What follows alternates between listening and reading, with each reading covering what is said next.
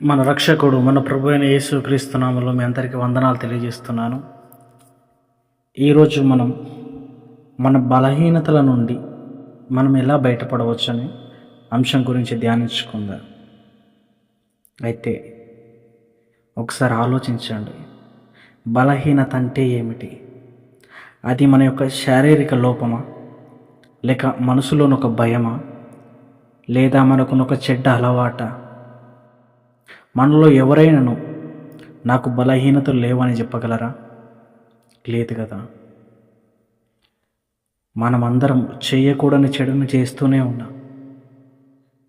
అయితే ఈ బలహీనతల్ని మనల్ని ఓడించగలమా? లేదు. దేవుడే తన కృపధార వాటిని ఓడించడానికి మనకు శక్తినిస్తాడు. అయితే ఈ బలహీనత అంటే ఏమిటి? అది ఎక్కడి నుంచి వస్తుంది? మనం దాన్ని దేని ద్వారా జయించగలము? ఈరోజు మనం నేర్చుకోవడానికి ప్రయత్నిద్దాం.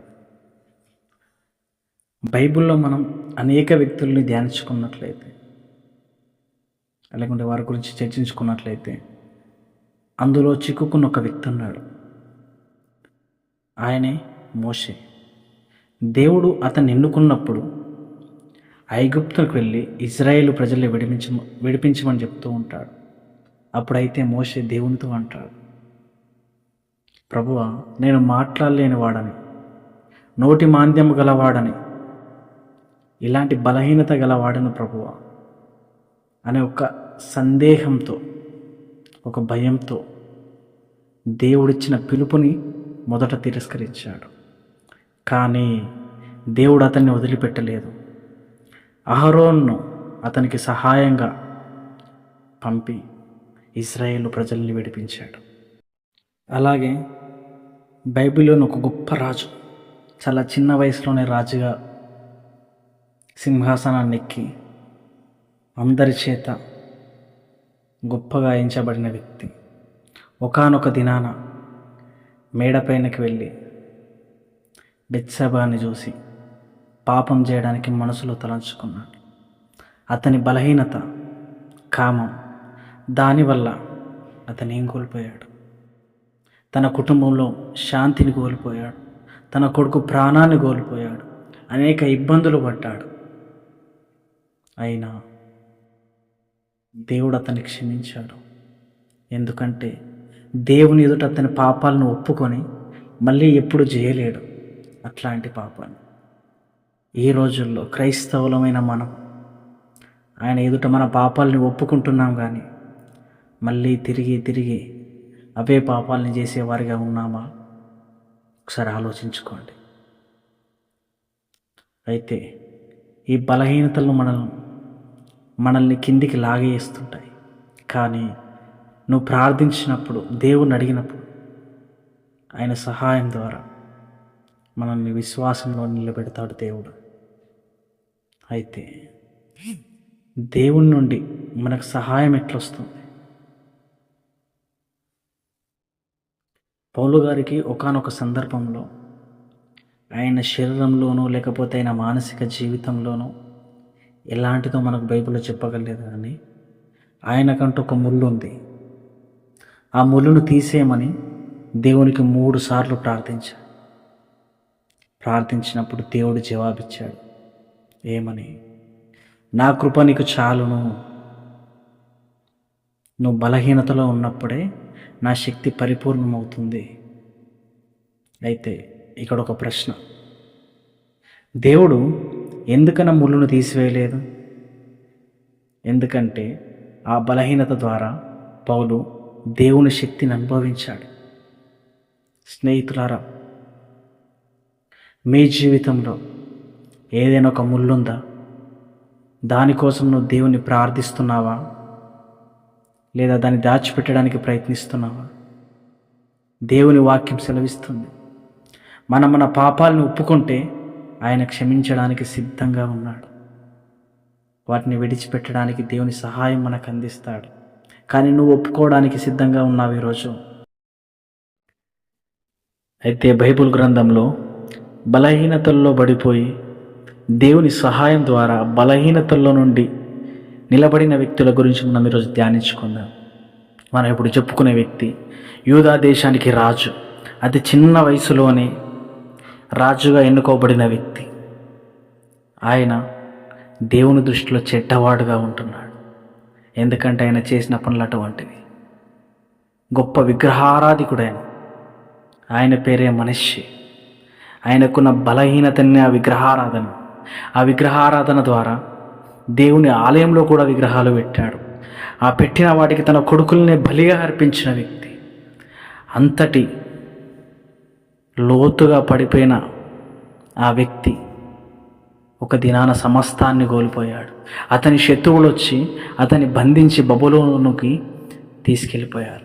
అక్కడ చెరసాలలో బంధించినప్పుడు అప్పుడు పశ్చాత్తాపడుతూ దేవునికి మొరపెడుతున్నాడు, దేవా, ఈ చెర నుండి నన్ను విడిపించు అని చెప్పేసి.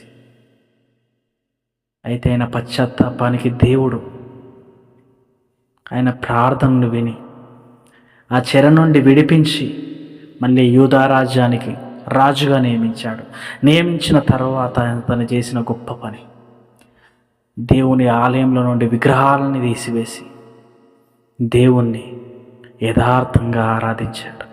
అయితే క్రైస్తవుడు అని చెప్పుకుంటున్న నీవు నేను మన జీవితంలో మన హృదయాల్లో ఉన్న విగ్రహాలు ఏంటి? ఆ విగ్రహాల గురించి నీకు తెలిసినా కూడా వాటి గురించి పశ్చాత్తాపడలేకుంటున్నావా? వాటి గురించి దేవుని దగ్గర ప్రార్థించలేకుంటున్నావా? అయితే ఆ విగ్రహాలని తీసివేసుకోకుండా అలాగే క్రైస్తవుడిగా చలామణవుదాం అనుకుంటున్నావా? ఒకసారి ఆలోచించు. నీవు నీ జీవితంలో నీ హృదయాల్లో ఉన్న విగ్రహాలని తీసివేసి పశ్చాత్తాపడినప్పుడు దేవుడు నిన్ను నిలబెడతాడు. మనిషిని మళ్ళీ నిలబెట్టి రాజుగా ఎలాగ నియమించాడు, నీ పడిపోయిన జీవితాన్ని నిలబెట్టి నీ జీవితంలో శాంతి సమాధానాన్ని నీకు ఇచ్చి నిన్ను మళ్ళీ నిలబెట్టాలనుకుంటున్నాడు. అయితే ఈరోజే ఈ క్షణమే నువ్వు దేవుని ఎదుట ప్రార్థించి పశ్చాత్తాపడినట్లయితే దేవుని సహాయం నీకు తప్పకుండా వస్తుంది. అలాగే కొత్త నిబంధనలో ఒక స్త్రీ గురించి మనం ధ్యానించుకున్నట్లయితే ఆ స్త్రీ ఉన్న ప్రదేశానికి ఎవరూ వెళ్ళరు. అట్లాంటి ప్రదేశానికి దేవుడు వెళ్ళాడు. ఆ స్త్రీతో మాట్లాడాడు. ఆ స్త్రీయే సమరయ స్త్రీ. ఆమెకున్న బలహీనత, తన పాపపు జీవితం. 5 భర్తలున్నా కానీ ఆమె ఇంకొక వ్యక్తితో ఉంటుంది. సమాజం మొత్తం ఆమెను తిరస్కరించింది. ఆమె ఒంటరిగా బావి దగ్గరికి వచ్చి నీళ్లు తీసుకోవడానికి ప్రయత్నిస్తుంది. ఆ సమయంలో యేసు ప్రభు ఆమెను చూసి ఆమె గత జీవితాన్ని, ఆమె చేసిన తప్పుల్ని ఆమెకు తెలియజేశాడు. దేవుడు ఆమెతో మాట్లాడుతున్నప్పుడే ఆమె పాప జీవితాన్ని దేవుని ఎదుట ఒప్పుకొని వాటిని చేయకుండా దేవుని సహాయం ద్వారా కొత్త జీవితాన్ని ప్రారంభించింది. అయితే ఈ రోజుల్లో నీవు నేను దేవుని వాక్యం ఇన్నిసార్లు వింటున్నా, దేవుడి క్రియలు ఇన్నిసార్లు మన జీవితంలో జరుగుతున్నా, మన పాపపు జీవితము, మన పాత జీవితం మనం విడిచిపెట్టుకుంటున్నామా? ఆమె తన పాపపు జీవితాన్ని విడిచిపెట్టుకోగానే ఊర్లోకి వెళ్ళి అందరితో మాట్లాడగలిగింది. తను మాట్లాడుతున్నప్పుడు ఊరి ప్రజలందరికీ విశ్వాసం వచ్చింది. ఈరోజు క్రైస్తవుడమైన నీవు నీ పాత జీవితాన్ని వదిలిపెట్టుకున్నప్పుడు, నీ పాపపు జీవితాన్ని వదిలిపెట్టుకున్నప్పుడు, ఎదుటి వారితో నీ సాక్ష్యం పంచుకుంటున్నప్పుడు, ఎదుటి వారి పట్ల దేవుడు విశ్వాసాన్ని కలిగించి ఆయన క్రియ చేయడానికి సిద్ధంగా ఉన్నాడు. అయితే మన జీవితాలే సక్రమంగా లేకుండా, మన జీవితాల యథార్థత లేకుండా ఎదుటి వారికి నీవు నేను చెప్పే సాక్ష్యాలు, నీవు నేను ఉంటున్న మన జీవితాల ద్వారా ఎలాంటి క్రియలు జరుగుతున్నాయి? మన ద్వారా దేవుని సంఘానికి ఎవరైనా వస్తున్నారా? ఆనాడు సమరయ స్త్రీ ద్వారా ఆ ఊరి గ్రామమే రక్షించబడింది. ఆ ఊరి వారందరూ దేవుని గురించి తెలుసుకోబడ్డారు.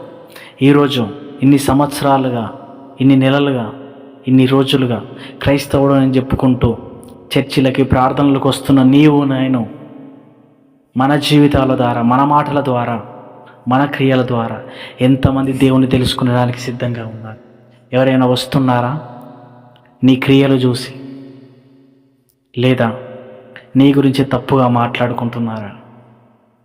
ఆలోచించుకో. ఈరోజే నిర్ణయం తీసుకో, ఎలా బ్రతకాలి. దేవుని ఎదుట యథార్థంగా ఉన్నప్పుడు, నీ బలహీనతను విడిచిపెట్టినప్పుడు, దేవుడి ఎదుట ఆ స్త్రీ బలహీనతను విడిచిపెట్టి మళ్ళీ ఎప్పుడు పాపం చేయలేదంట. ఈ రోజుల్లో స్త్రీ అయినా పురుషుడైనా యవనస్తుడైనా మనమందరము, జ్ఞానము కలిగిన మనమందరము మన పాపపు జీవితాన్ని, పాత జీవితాన్ని విడిచిపెట్టడానికి సిద్ధంగా ఉన్నామా? మళ్ళీ పాపం చేయకుండా ఉండడానికి దేవుని సహాయాన్ని అడుగుతున్నామా? తన బలహీనతను విడిచిపెట్టినప్పుడు స్థిరంగా నిలబడింది, మళ్ళీ దాని వైపు చూడలేదు. ఇప్పుడు నీవు నేను అలా స్థిరంగా నిలబడడానికి ఈరోజు ఒక నిర్ణయం తీసుకో. అలాగే దేవుని పరిశుద్ధ గ్రంథంలో నుండి దావీదు గురించి మనం మాట్లాడుకున్నట్లయితే, దావీదు గారి గురించి అందరికీ తెలిసిన విషయం. మేడ గది మీద ఉన్నప్పుడు బెత్షెబా గారిని చూసి పాపం చేశాడు. ఆమె భర్తను చంపించాడు. అతనికి ఉన్న బలహీనత ద్వారా అతని జీవితంలో శాంతిని కోల్పోయి అతను ఎన్నో కష్టాలు పడ్డాడు. దేవుని హృదయానికి ఇష్టానుసారుడైన వ్యక్తిగా ఉన్న వ్యక్తే అలాంటి బలహీనతల్లో పడిపోతున్నప్పుడు, అలాంటి బంధకాల్లో పడిపోతున్నప్పుడు, ఎప్పుడో ఆదివారం రోజు 2 గంటలు దేవుడి కోసం సమయాన్ని వెచ్చించి దేవుని దగ్గరికి వెళ్తున్న నీవు నేను బంధకాల్లో, బలహీనతల్లో పడిపోకుండా ఉంటామా? తప్పకుండా పడిపోతాం. అయితే దావీదు గారు దేవుని ఎదుట పశ్చాత్తాపడి ప్రార్థించాడు. నాతాను ప్రవక్త ఆయన్ని హెచ్చరించాడు. ఈరోజు మీ యొక్క సంఘాల్లో మీ యొక్క దాసులు, దైవజనులు వాక్యం ద్వారా దేవుడు మీతో మాట్లాడుతున్నప్పుడు, మిమ్మల్ని హెచ్చరిస్తున్నప్పుడు మీరు నేను ఆ వాక్యాన్ని వింటున్న వ్యక్తులుగా మన తప్పులు సరిదిద్దుకుంటున్నామా? మన బలహీనతలు మనం విడిచిపెట్టుకుంటున్నామా? ఒకసారి ఆలోచించండి. మనకున్న బలహీనతల ద్వారా మన కుటుంబంలో శాంతిని, సమాధానాన్ని కోల్పోయి ఎన్నో కష్టాల గుండా వెళ్తున్నాం. మనకున్న బలహీనత కేవలం 5-10 నిమిషాలే. ఆ 5-10 నిమిషాల బలహీనతల ద్వారా ఎన్నో కష్టాలు అనుభవిస్తాం, దేవునికి దూరం అయిపోతాం.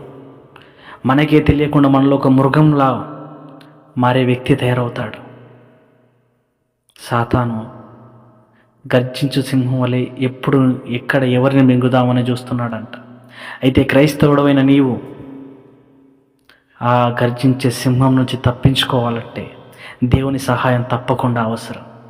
ప్రార్థించు, ఎడతెగక ప్రార్థించు. ఖచ్చితంగా మనం అట్లాంటి బలహీనతల నుండి, బంధకాల నుండి తప్పించుకొని దేవుని ఎదుట యథార్థంగా నిలబడడానికి ప్రయత్నిద్దాం.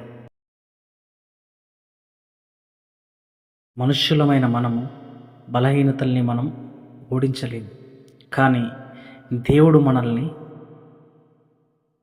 ఓడించేలా చేయగలుగుతాడు ఆయన సహాయం ద్వారా.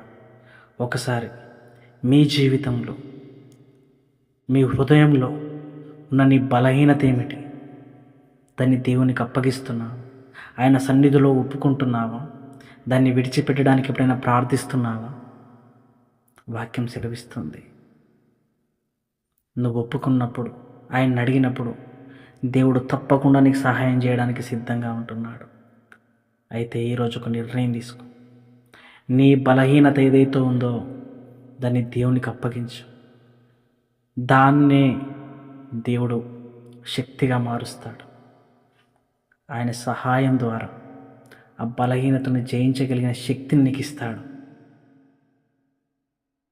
అయితే చాలామందికి ఇట్లాంటి ప్రశ్నలు ఉంటాయి.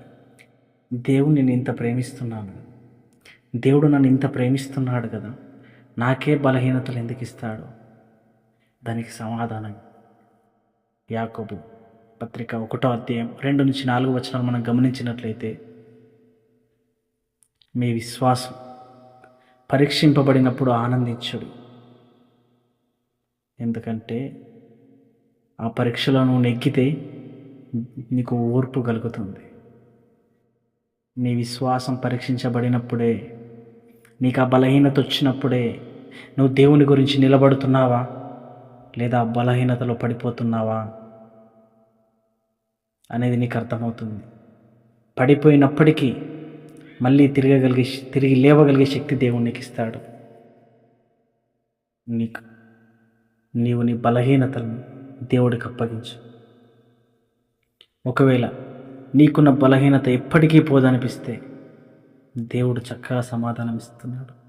ఆయనను బలపరచువాని యందు ఆయన సమస్తము చేయగలుగుతాడంట. దేవుని నువ్వు పదే పదే అడుగుతూ ఉండు. ఎందుకు పోదు?